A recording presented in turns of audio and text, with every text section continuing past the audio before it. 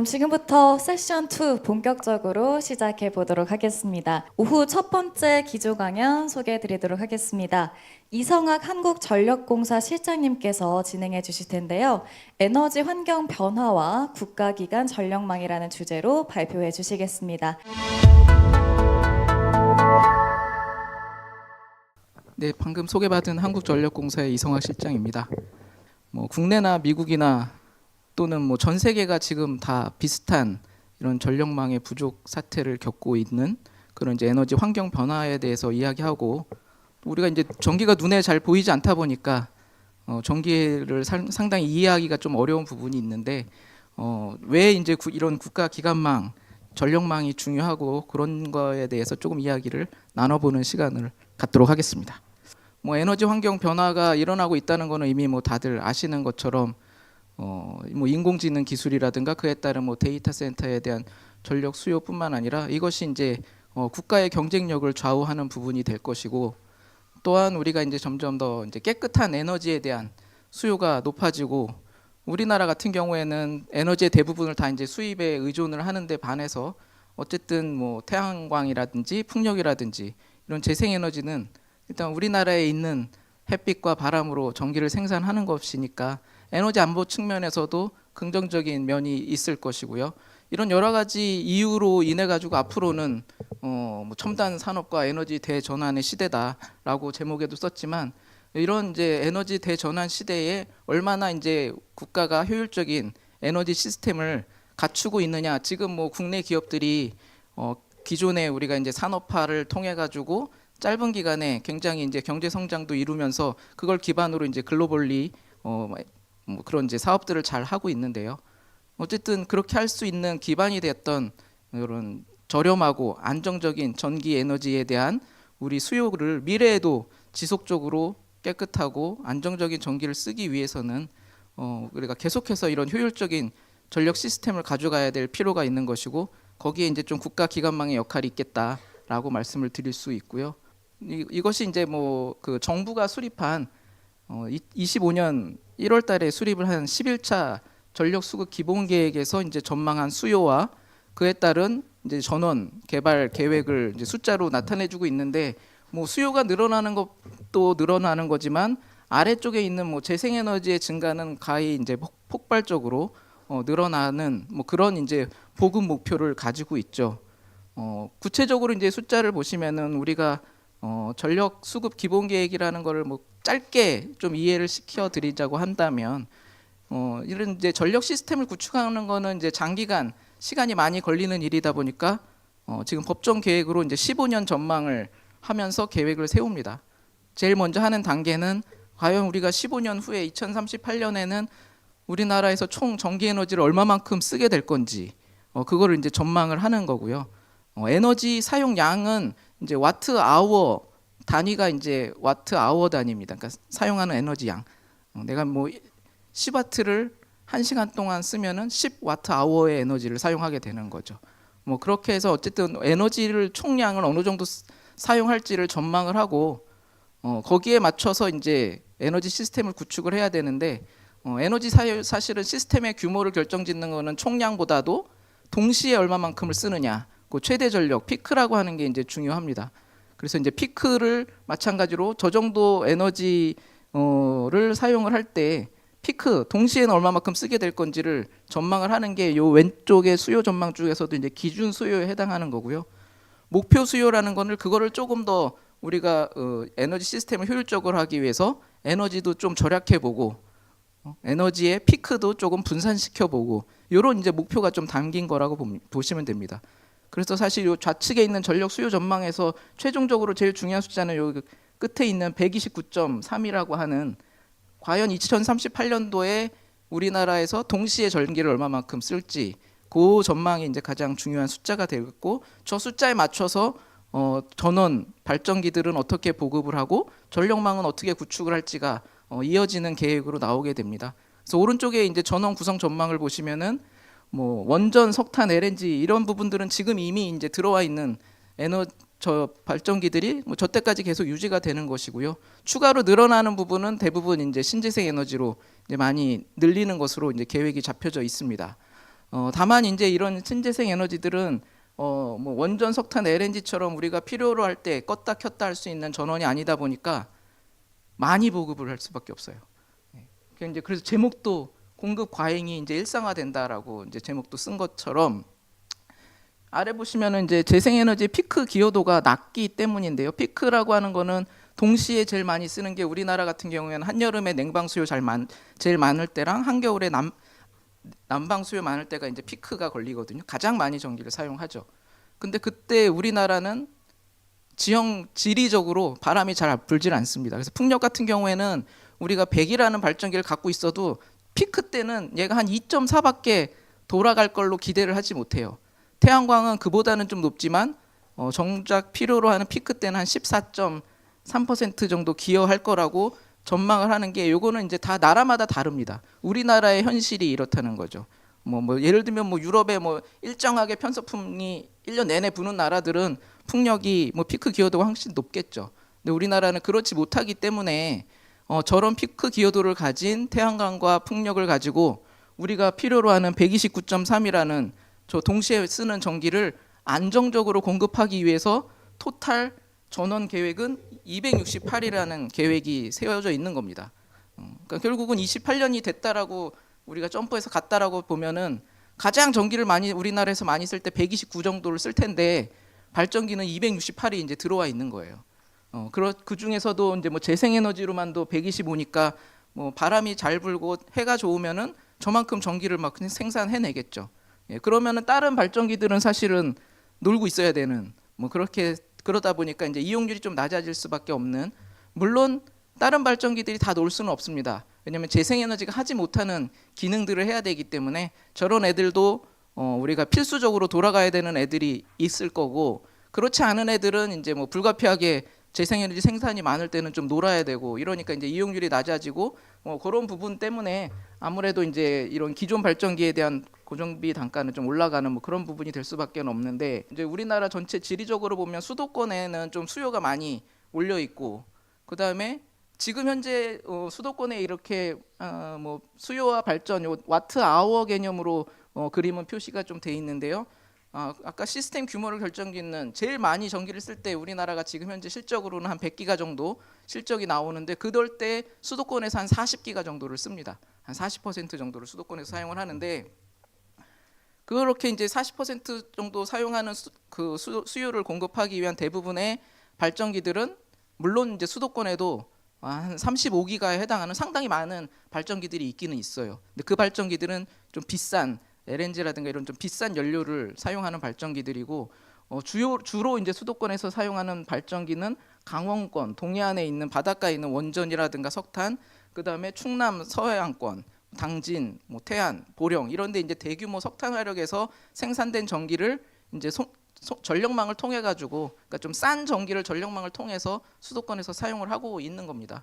다 이런 부분이 다 국가 경쟁력이랑 관계가 되기 때문에 저희가 어떻게 해서든 좀 전기 생산을 효율적으로, 비용 효율적으로 생산할 수 있는 곳에서 생산을 하게 하고, 그다음에 그거를 이제 수요지까지 연결해 주는 역할을 이제 전력망이 하고 있는 건데, 그런 이제 발전기들은 이제 점점 줄어들고 퇴출돼 나가고 뭐 그렇게 돼야 되겠죠. 앞으로 이제 뭐 깨끗한 에너지를 사용하기 위해서. 그리고 늘어나는 에너지들은 이제 풍력과 태양광이 될 텐데, 그런 풍력과 태양광은 오른쪽에 보시는 것처럼 잠재량이 뭐 수도권에서 먼, 그리고 기존에 뭐 발전기들이 있던 동해안 해안가, 그다음에 충남 서해안권이 아니라 저 밑에 남쪽 나라에 굉장히 이제 많은 잠재량을 갖고 있고, 그곳에서 이제 많이 생산이 될 수밖에 없습니다. 그러면은 이제 전원의 위치가 이제 많이 이동을 하게 되니까 전원하고 수요를 연결해 주는 것이 전력망이고, 기존의 전력망은 아까 동해안 쪽, 그다음에 충남 서해안권 쪽 이런 대규모 발전 단지에서 생산된 전기를 끌어오기 위해서 우리가 한 6, 70년 동안 구축을 해 왔는데, 앞으로 굉장히 짧은 기간 안에 이렇게 전원의 위치가 바뀌는 데 따른 전력망을 새롭게 이제 좀 재편을 해야 되는 뭐 그런 상황이라고 말씀을 드릴 수가 있겠고요. 거기에서 이제 가장 중요한 게, 그렇게 이제 수요랑 공급이 지역적으로 이제 좀 편중돼 있고, 또 재생에너지는 항상 일정한 출력이 나오는 것도 아니고, 이런 것을 대응하기 위해서 우리가 앞서서 말씀드린 대로 대전제가 국가가 효율적인 에너지 시스템을 갖기 위해서는 어떻게 여기에 비용 효율적인 수단들을 동원을 해서 우리가 준비를 해 나갈 수 있느냐라고 한다고 하면은 크게는 한 4가지 정도로 이야기를 했는데요. 가장 이제 뭐 위에 있는 것부터가 효율이 높고 좋은 거죠. 저희가 기존에는 뭐 지역별 수급 균등화라고 이야기를 했었습니다. 지역별로 수요랑 공급이 좀 어느 정도 밸런스를 맞출 수 있도록 하는 것이 가장 이제 효율도 높고, 그러면 전력망에 대한 수요가 줄어들 테니까요. 그것이 이제 지금 이야기하고 있는 뭐 지산지소라는 부분이 되긴 할 텐데, 문제는 이렇게 수요나 그런 이제 공급을 공간적으로 이동시키는 일이 쉽지 않은 거죠. 한계가 있다라는 겁니다. 최근에 뭐 용인에 있는 반도체 클러스터를 뭐 이전을 해야 된다라는 뭐 이야기들이 보도가 많이 되고는 있지만, 그런 이제 산업이 꼭 전기만 필요로 하는 것은 아니고 물도 필요로 하고, 또 기본적으로는 인적 자원에 대한 사람도 필요로 하고, 거기에 있는 기반 시설, 인프라들을 다 같이 필요로 하는데, 전기 하나만을 가지고 어떻게 그 공간적인 이동을 시킨다는 게 쉬운 문제는 아니죠. 그렇지만 이 부분이 가장 이제 효율이 높은 대안이기 때문에 일단 국가 시스템적으로는 최대한 노력할 수 있는 대로 하는 것이 맞다. 최우선 과제인 거는 맞지만 그것으로 모든 문제를 해결할 수는 없다라는 게 핵심이죠. 마치 지산지소로 해서 앞으로 이제 전력망 뭐 갈등도 많고 하는데, 이런 전력망 하지 말고 다 지산지소로 하자라는 부분이 사실 현실성이 많이 떨어지는 이야기라는 겁니다. 그거 하나만으로는 할 수는 없다. 두 번째는 이제 제가 이제 적은 것이 수요 반응인 거죠. 수요 반응, 아까 이제 시간적으로, 이제 공간적이 아니라 시간적으로 수요를 좀 이동시켜 가지고 뭐 예를 들면 뭐 바람이 좋을 때 전기를 많이 쓰게 하고 태양광이 좋을 때 전기를 많이 쓰게 하면은 좋지 않겠냐? 물론 좋지만 거기에 맞춰서 내가 모든 생활 패턴이라든가 기업의 생산 활동을 조절하는 것에도 한계가 있겠죠. 그렇게 조절할 수 있는 애들은 조절하면서 어떤 인센티브를 받을 수 있겠지만, 그것도 마찬가지로 한계가 있는 겁니다. 그러면 그 다음에 우리가 할 수 있는 부분이 결국은 수요하고 공급하고 시간적으로 공간적으로 차이가 있는 부분을 메꿔주는데, 공간적인 차이를 메꿔주는 게 전력망이고, 그런 공간적인 차이뿐만 아니라 좀 시간적인 차이까지 메꿔줄 수 있는 게 에너지 저장 기술이 될 텐데, 뭐 오전 세션에 뭐 기후부에서도 말씀을 하시긴 했지만, 이런 전력망과 에너지 저장 기술은 당연히 이제 우리가 가야지 되는, 우리가 갖추고 있어야 되는 이제 수단이 맞습니다. 아마 이제 비용적으로 봤을 때 전력망이 에너지 저장 기술보다는 효율이라든가 그런 부분이 훨씬 높기 때문에 어떤 이제 수요 생산과 동시에 이제 소비를 하니까 그렇게 되는 거죠. 그래서 우리가 전력망을 최대한 할 수 있는 만큼 확충을 하고, 그것도 마찬가지로 뭐 지역적인 수용성이라든가 뭐 이런 문제가 있기 때문에 그걸로 다 하지 못하는 부분은 이제 결국은 에너지 저장 장치라고 하는 뭐 ESS가 전통적으로는 양수도 이제 ESS 중에 일부인 거고요. 우리가 뭐 배터리 ESS뿐만 아니라 뭐 수전해를 통해서 수소로 저장한다든지 뭐 중력 에너지로 저장한다든지 다양한 여러 가지 이제 뭐 섹터 커플링 기술들이 점점 이제 뭐 경쟁력을 갖춰가지고 이제 들어오게 되겠죠. 그럼에도 불구하고 상대적으로 전력망에 비해서는 그거는 이제 비싼 수단이기 때문에 우리가 국가 전체적인 에너지 시스템을 효율적으로 가져가기 위해서는 할 수 있는 만큼 전력망을 하는 것이 중요하다. 그리고 앞서서 보신 것처럼 또 여러 가지 좀 이슈가 있는 것이, 이렇게 수도권에 수요가 많이 밀집돼 있다 보니까 수도권에는 사실은 전력망이라는 게 굉장히 촘촘하게 있습니다. 촘촘하게 있기 때문에 우리가 뭐 전기를 끌어다 쓰려고 하더라도 굉장히 좀 가까운 곳에서 끌어다 쓸 수도 있고, 그다음에 뭐 내가 전기를 생산해서 망에다가 공급하고 싶어도 가까운 데서 이제 공급을 할 수가 있는데, 그 외 지역은 사실은 기존에는 이제 수요가 많지 않은 지역이기 때문에 전력망이 촘촘하지가 않아요. 굉장히 띄엄띄엄 전력망이 있죠. 그러면은 이제 전기를 사용하는 사람도 내가 전기를 멀리서 끌어다가 써야 되고, 전기를 생산하는 사람들도 내가 생산한 전기를 판매하기 위해서 멀리까지 내 설비를 갖춰야 되는 그런 또 문제들이 있습니다. 그렇기 때문에 앞으로는 이제 이런 수도권 중심이 아니라 전국적으로도 다 전력망을 촘촘하게 해야 될 필요가 있다. 그리고 이제 뭐 말씀드린 대로 가장 상책인 비용 효율적인 방법은 수요와 공급의 공간적인 이동이니까, 그런 공간적인 이동을 하기 위해서 23년도에 분산에너지 활성화 특별법이라는 법이 제정이 됐고, 그 법 안에는 전력계통위원 평가 제도라는 게 이제 도입이 됐습니다. 그래서 대규모로 전기를 많이 사용하는 그런 전기 사용자들은 계통에 미치는 영향을 좀 최소화하기 위한 노력들을 좀 의무화를 시켜놓은 거죠. 뭐 망이 혼잡한 지역에서 내가 전기를 많이 부족한 지역에서 많이 쓰겠다고 하면 그만큼 내가 어떤 망에 대한 영향을 줄이기 위해서 자가 발전 계획이라든지 아니면 등등 뭐 여러 가지 ESS라든지 여러 가지 이제 망에다가 효용성을 줄 수 있는 그런 이제 부담을 지우는, 결국은 어찌 보면은 그런 거를 통해 가지고 수요가 조금 저렴한 비용으로 갈 수 있는 지방으로 좀 분산시키기 위한 그런 제도가 이미 23년 5월달에 이제 도입이 돼서 시행이 되고 있는 거고요. 또한 이제 발전 지역도, 그러니까는 뭐 꼭 발전이 있는 곳으로 수요만 가야 되는 것이 아니라 수요가 있는 곳으로 발전도 좀 가게 하려면 수도권에서도 많은 재생에너지가 생산될 수 있어야 되겠죠. 다만 이제 수도권은 어떤 이제 뭐 한계 때문에 많은 재생에너지가 들어오기는 어려운 면이 있겠지만 어쨌든 최대한 수요가 있는 쪽으로 생산도 갈 수 있도록 하는 그런 이제 제도, 그 다음에 지역 내에서 수요와 발전이 좀 균형을 이루게 하는 이런 이제 제도들이 시행이 되고는 있고, 이런 노력들은 당연히 해야 되는 노력이니까 여러 가지 이제 법적인 그런 체계를 갖춰서 시행이 되고 있지만 여전히 전력망은 필요하다. 그걸로 모든 문제를 해결하지 못하기 때문에, 그래서 수도권 중심이 아니라 이제 전국적으로도 좀 망을 촘촘하게, 특히나 이제 좀 대규모 전기를 융통시킬 수 있는 국가 기관망을 조금 더 촘촘하게 해야 되는 그런 이제 미션이 최근 뭐 짧은 기간 안에 이런 이제 변화가 오다 보니까 대부분의 이런 이제 국가 기관망 계획들이 지금 이제 굉장히 사업 초기 단계에서 입지를 선정하기 위한 작업, 그런 이제 절차에 들어가고 있고, 그로 인해서 좀 송전탑에 대한 갈등이 많이 일어나고 있는 것은 사실입니다. 그렇지만 이제 우리가 이런 갈등을 어떻게 얼마나 잘 슬기롭게 극복하느냐에 따라서 결국은 우리나라 에너지 경쟁력이 좌우가 된다라고 볼 수 있겠죠. 물론 이제 이런 전력망 같은 경우에는 장기적으로 기간이 많이 오래 걸리는 거기 때문에 상대적으로 좀 중단기적으로 할 수 있는 아까 에너지 저장 기술도 지금도 여전히 이제 중단기 대책으로 에너지 저장 기술도 같이 해 나가고 있는 것이다. 또 하나 중요한 것은 이렇게 망으로만 이제 뭐 구축을 한다고 모든 문제가 또 해결이 되는 것은 아니고요.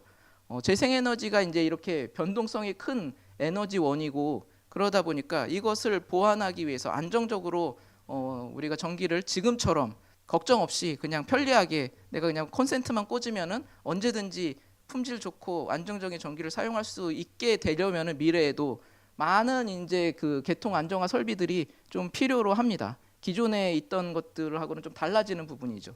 기존에는 사실은 뭐 원전이든 석탄이든 LNG든 그런 이제 원료들을 태워가지고 이렇게 커다란 발전기가 회전을 하는 그런 걸 이제 뭐 동기 발전기라고 하는데, 그런 회전하는 발전기들은 뭐 전기를 생산하면서 여러 가지 보조 서비스들도 할 수 있는 기능이 있는데, 재생에너지 인버터 기반의 어떤 이제 전력 전자 기술인 인버터 기반의 재생에너지들은 그런 이제 역할들을 못 해주는 부분이 있다 보니까 별도로 이런 안정화 장치들을 필요로 하는 겁니다. 그래서 이런 안정화 장치들을 환전해서 우리 전력망에 이제 많이 심고 있는 부분이 되겠고요. 이런 부분도 결국은 우리가 이제 재생에너지 중심의 에너지 전환을 이루는 과정에서 반드시 이제 필요한 부분이 되겠다라는 부분이 되고요. 말씀드린 대로 오늘 이제 뭐 K 전력망을 잘해야지 되겠죠. 그래서 국내 뭐 해외에서 나가서 미국에서 잘하는 것도 중요한데 국내에서도 일단 잘하기 위해서 작년 9월달에 시행된 전력망 특별법, 아까 뭐 소개할 때도 이야기를 했었지만 제가 뭐 작년 재작년 한 2년 동안 이 전력망 특별법 제정하는 그런 업무를 맡아서 좀 일을 했었는데요. 결국은 이런 전력망 특별법의 가장 중요한 메시지는 전력망이 필요하다. 근데 과거처럼 우리가 어떤 지역 주민 또는 토지 소유주들의 희생을 발판으로 해서 전력망을 구축하는 방식은 유효하지 않으니 이제 지역의 토지 소유주, 지역 주민, 그리고 그 지역 지자체를 통해서 지역의 보상과 지원을 굉장히 이제 늘리는 내용들로 이런 법이 이제 좀 구성이 되어져 있습니다. 사실은 굉장히 좀 파격적인 내용들이기는 해요. 어떤 이제 뭐 선화지 매수 청구권 뭐 이런 하나하나를 뭐 자세하게 설명드리기는 좀 그렇습니다만은 어쨌든 기존 대비해서 보상과 지원을 매우 많이 늘렸다. 전혀 그 이전까지는 시도되지 않았던 것들이죠. 간략하게 설명하면 선화지 매수 청구권이라는 것은 이제 철탑과 철탑 사이에 선이 지나가는 그 공간 밑에 땅을 이야기하는데요. 지금까지는 이제 공중에 선이 지나가면 저희가 밑에 땅 소유주한테 한 토지 가격의 한 30% 정도 보상을 하고 그냥 선이 지나갔는데, 뭐 토지 소유주들은 내 땅 다 사가라 뭐 이런 요구가 많았죠. 그래서 땅 사가라고 하면 한전이 사겠다 뭐 그런 얘기고요. 그런 협의를 좀 빠르게 하면 100원짜리 땅 175원까지 사주겠다. 그리고 그렇게 뭐 지금 토지 소유주분들이 목돈이 필요하면 일시금으로 보상을 하지만 목돈 필요 없어 그러면은 지금 뭐 수요가 많은 연금식의 보상을 하겠다. 연금식 보상을 하면서 그간의 뭐 이자는 복리로 다 쳐주고 또 토지 가격이 만약에 상승하면 토지 상승 가격 다 반영해서 연금식으로 지급을 해주겠다. 이런 부분들은 다 이제 뭐 그 토지 소유주들에 대한 그런 이제 보상을 좀 눈높이를 좀 맞춰가려는 노력이라고 보시면 될 것 같고 그 외에 뭐 송주법 특례라든가 재생에너지 사업 지원 이건 이제 주변 지역에 송주법이라는 것이 이제 우리가 기억을 하는 뭐 밀양 송전탑 갈등 때 많이 이제 그 갈등을 계기로 해서 만들어진 법이었는데 그 법에 따른 지원도 대폭 한 50% 정도 더 늘리고 그다음에 맨 마지막에 있는 이제 송전탑 경과 지자체 지원이라는 것은 사실 원래는 처음에 지중화 바우처라고 저희가 조금 명명을 해서 저 컨셉을 집어넣었었는데 최종적으로 법안에는 지자체 재정 지원으로 된 부분이거든요. 저 내용은 우리가 이제 국가 기관망은 좀 송전탑 방식으로 가는 것이 좀 불가피한 측면이 있습니다. 이렇게 장거리를 가는 것은 땅속 케이블 방식으로 가는데 좀 거리적인 좀 한계가 있어요. 물론 그 한계를 극복하기 위해서 더 많은 투자를 하면 되기는 하지만 그런 것이 뭐 또 입지라든가 여러 가지 문제가 있기 때문에 송전탑 방식이 불가피하다. 그러니까 국가 기관망은 좀 송전탑 방식으로 가되 그 지역에 있는 좀 작은 뭐 서울에는 잘 안 보이지만 뭐 이면도로 같은 데 가면 뭐 전주들 보이죠. 전주들이라든가 아니면 조금 작은 철탑들 이런 거를 지중화하는 거를 차라리 한전이 지원을 해주겠다. 대신에 이 산으로 좀 가는 좀 대규모 이런 국가 기관망은 그냥 좀 철탑으로 갈 수 있게 좀 수용 좀 해주세요라는 측면의 뭐 노력이다. 하여간 뭐 이런 부분들이 이제 전력망 특별법에서 가장 중요한 부분이고요. 그 외에 뭐 특별법에 또 여러 가지 뭐 거버넌스를 국가 차원으로 뭐 올리고 초장기적인 좀 전망을 가지고서 계획을 세우고 그다음에 인허가 절차에 있어서는 좀 패스트트랙으로 할 수 있는 그다음에 지자체장 주민들이 반대하는 거를 사실은 제가 어제도 충남도에서 뭐 반대하는 주민들이 있는 뭐 토론회 갔었는데 충남도지사님 나와가지고 나는 반대다 뭐 국가적으로 어떻게 할지 모르겠지만 나는 반대다라고 주민들 앞에 선언을 할 수밖에 없는 게 결국 주민들의 표로 선출되는 지자체장 입장에서는 그럴 수밖에 없기 때문에 그런 부담을 지자체장한테 주는 것이 아니라 자 그럼 지자체장이 결정하기 어려운 인허가 그럼 너네는 그냥 가만히 있으면 이건 국가가 알아서 할게라는 내용에까지도 이제 이 법안에 담아가지고 법안이 제정이 됐습니다. 지역에 좀 도움이 될 수 있는 여러 가지 인프라와 함께 전력망을 구축하자라는 차원에서 어떤 교외 지역에는 도로를 따라서 사실은 이렇게 하면 아무래도 좀 도로를 따라서 이게 뭐 서울 시내에 있는 이런 도로가 아니라 이제 교외 지역에 저 시골에 있는 뭐 고속도로든 국도든 뭐 그런 도로를 이야기를 하는 겁니다. 그런 도로를 따라서 가면 그래도 좀 수용성이 낮지 않겠느냐. 근데 이제 기존 도로를 옆에로만 간다고 하면 그닥 그 지역에서 좋아할 일은 없겠죠. 그러니까 기존 도로를 우리가 좀 확장해 주면서 갈게. 또는 도로가 없으면 도로를 신설해 주면서 갈게. 누가 그러더라고요. 이제 한전이 이제 앞으로 도로까지 하냐고. 그렇게 하게 되는 그렇게 차라리 그렇게라도 해서 전력망을 빠르게 이제 수용성을 좀 높일 수 있다면 그렇게까지 하겠다라는 거가 됩니다. 그래서 어쨌든 이런 도로를 좀 한전에서 앞으로는 이제 기존 도로를 좀 확장도 해주고 도로를 좀 신설도 해주면서 전력망만 갈 수 있게 해주면라고 이제 좀 말씀을 드릴 수 있는 거고요. 시내에서는 뭐 도로를 따라서 가는 게 송전탑으로는 불가능하니까 땅 밑으로 들어가기는 하되 이것도 그냥 땅을 터널을 뚫어서 들어가면은 굉장히 비용이 비쌉니다. 그나마 이제 도로를 좀 파면서 가면은 조금 상대적으로는 저렴한데 도로를 파는 동안 도로 이용을 못 하니까 인허가가 안 나요. 그러니까 그러면 차라리 도로를 확장하면서 확장되는 구간을 우리가 먼저 파가지고 전선을 묶겠다. 그런 차원입니다. 그러면은 터널을 뚫는 비용을 도로를 확장하는 데 쓸 수가 있고 터널 뚫는 비용을 도로를 신설하는 데 쓸 수가 있으니까 그렇게 하겠다라고 해서 최근에 뭐 경기도에서 이런 부분을 많은 좀 협업을 이루어지긴 했는데 이렇게 땅에다 묻는 것만 너무 강조가 돼가지고 제가 땅에다 묻는 것보다 이렇게 좀 도로를 놔주면서 철탑으로도 좀 갈 수 있게 해달라라는 내용을 좀 먼저 말씀을 드렸던 거고요.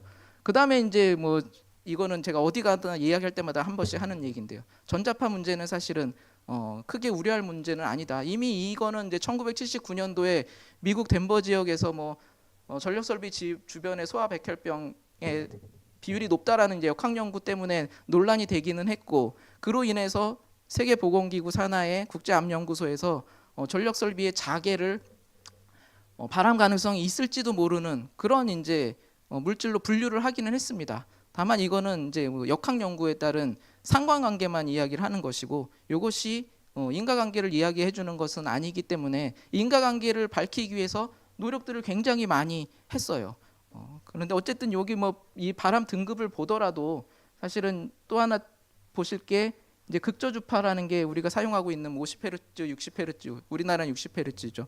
이제 이런 전기를 이제 극저주파라고 하는데 자개 부분은 이제 발암 가능성이 있을지도 모르는 그룹으로 돼 있는데 극저주파 전개는 이제 전압에 따라서 달라지는 거죠. 우리가 가정에서 쓰는 건 220V를 쓰고 뭐 송전급에서는 15만 4천 볼트, 34만 5천 볼트 또는 76만 5천 볼트까지 높은 전압을 사용해서 전기를 좀 효율적으로 보내는데 그런 전압에 따른 그 전개의 세기는 암하고는 뭐 아무런 관계가 없다라는 그룹으로 분류가 돼 있고요. 다만 자개 부분이 혹시 있을지도 몰라. 왜 역학 연구 결과가 있었으니까. 아무튼 지금 뭐 걱정을 하는 그런 전력 설비의 자개는 전압하고는 관계가 없다. 그러니까 우리가 사용하는 이 지금 벽 속에 묻혀져 있는 전기에서도 우리가 전기 콘센트를 꽂으면 전류가 흘러가죠. 거기에서도 똑같은 자개가 생깁니다. 저기 뭐 송전탑이라든가 이렇게 가는 데서 생기는 거랑 동일한 그런 자개가 생겨요. 오히려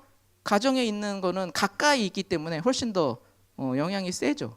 그러다 보니까 사실은 가정에서 우리가 노출되는 거나 저런 전력 설비에 노출되는 거나 차이도 없어요. 물론 그 자체도 암을 일으키는 인자는 아니고요. 말씀드린 대로 여러 가지 이제 역학 연구로 인해서 걱정이 많으니까 세계보건기구가 12년 동안 1996년서부터 2007년까지 12년 동안 전 세계 54개국 이상의 국가들에서 펀딩을 받아서 그 사람들이 모여가지고 12년 동안 연구를 한 결과에도 인과관계는 확인이 안 돼서 그 인과관계는 성립하지 않는다라고 이미 결론을 내렸고 그러다 보니까 저 이후에는 사실은 뭐 전력 설비에 대해서는 전자파에 대한 연구도 진행되지 않습니다. 예. 저렇게 12년 동안 연구에도 안 나오는 것이 뭐 내가 연구한다고 나오겠습니까? 안 나오겠죠. 그렇기 때문에 이제 이미 이제 전력 설비에 대해서는 걱정할 필요는 없는 부분이다. 그런 것 때문에 이제 국제 인처부 가이드라인도 과거에 1998년도에 처음 이제 제한치를 두었던 것을 완화를 했죠. 이런 제한치는 물리적으로 어떤 이제 영향이 있는 거를 실제로 이제 실험을 통해서 나온 숫자에다가 세이프티 팩터라고 하는 안전율을 반영을 해가지고 가이드라인을 제정했었는데 우리가 이제 불확실성이 크고 잘 모를 때는 안전율을 크게 가져가는 거죠. 그랬다가 이제 그 아까 앞서서 봤던 세계보건기구에서 그렇게 장기간의 국제 공동 연구를 해서도 없다라고 이제 결론을 내리다 보니까 그만큼 이제 불확실성이 큰 건 아닌 것 같아라고 해서 그 세이프티 팩터를 절반으로 낮춘 겁니다. 그래서 2010년도에는 그 세이프티 팩터를 절반으로 낮춰서 가이드라인이 2배가 완화가 됐죠. 그럼에도 불구하고 우리나라는 여전히 그냥 과거 가이드라인 그대로 83.3을 유지를 하고 있고 국제 기준은 이제 저게 2배까지 완화가 된 거고요. 실제 전력 설비라든가 우리가 가정에서 노출되는 수준은 뭐 2 내지 3 내지 4 뭐 요 정도 수준입니다. 그러니까는 뭐 굉장히 미미한 부분인데 저런 부분이 여전히 이제 조금 환경단체라든가 아니면은 뭐 그런 걱정을 하시는 분들은 79년도로 돌아가는 겁니다. 79년도 이후에 지금까지 약 한 뭐 50년 가까이 세계 보건기구를 중심으로 노력했던 거는 다 모르겠고 어쨌든 다시 79년으로 돌아가서 바람이 높대. 어쨌든 그런 부분을 우리가 좀 명확하게 좀 이해를 할 필요가 있다. 그래서 한전 직원들은 이렇게 변전소 위에다 사택을 짓고 살고 있습니다. 전혀 아무런 영향이 없이 그리고 뭐 여기 뭐 타워팰리스 사시는 분 계시는지 모르겠는데 타워팰리스 지하에도 한전 변전소가 있습니다. 근데 그 사람들은 얘기 안 하죠. 왜냐하면 집값 떨어질까봐. 근데 전혀 지장은 없는 거예요. 저희 직원들이 뭐 미쳤다고 만약에 이게 안 좋다면 저기서 살겠습니까? 그래서 걱정하실 필요는 없다. 그래서 국가 기관망도 중요하고 전자파에 대해서도 걱정하실 필요 없고 하여간 이 부분이 다 우리나라의 깨끗한 에너지를 사용하면서도 그러니까 지금처럼 편리한 전기를 경쟁력 있게 사용하기 위해서 꼭 필요한 일들이다라는 데에 대해서 좀 이해를 해주시면 좋을 것 같고 요 다음부터는 이제 아마 기업분들이 아마 미국 얘기도 좀 하면서 해주시지 않을까 싶습니다. 제 얘기는 여기서 마치도록 하겠습니다.